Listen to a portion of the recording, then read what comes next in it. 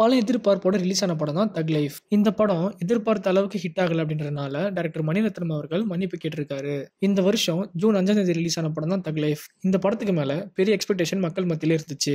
எதனாலனா மணிரத்னோட டைரக்ஷனாலையும் கமல்ஹாசன், சிலம்பரசன், த்ரிஷா, அபிராமி, நாசர்னு எல்லா பெரிய பெரிய ஆர்டிஸ்ட் இந்த படத்துல நடிச்சிருந்ததுனாலையும், முக்கியமா ஏஆர் ரஹ்மான் மியூசிக்னு பெரிய பெரிய ஆர்டிஸ்ட் இந்த படத்துல ஒர்க் பண்ணதுனால இந்த படத்துக்கு மக்களிடையே பெரிய எக்ஸ்பெக்டேஷன் இருந்துச்சு. அது மட்டும் இல்லாம தக் லைஃப் ஆடியோ லான்ச்ல கமல் பேசினது பெரிய கான்ட்ரோவர்சியை கிளப்பிச்சு.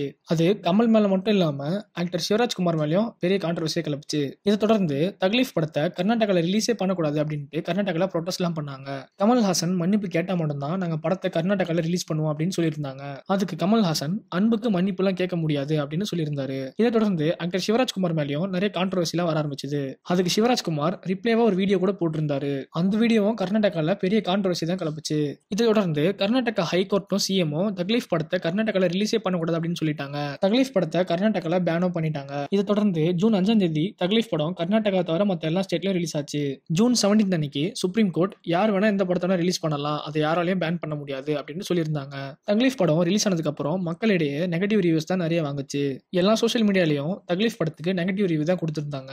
இதெல்லாம் பார்த்த டைரக்டர் மணிரத்னம் என்ன சொல்லியிருக்காருன்னா, தக் லைஃப் படத்து மேல பப்ளிக்கு பெரிய எக்ஸ்பெக்டேஷன் இருந்துச்சு. நாயகன் படத்துக்கு அப்புறம் பல வருஷம் கழிச்சு நானும் கமல்ஹாசனும் ஒன்னா சேர்ந்தாலும் அதே போல படம் எடுக்கணும்ன்றது எங்களோட விருப்பம் இல்ல.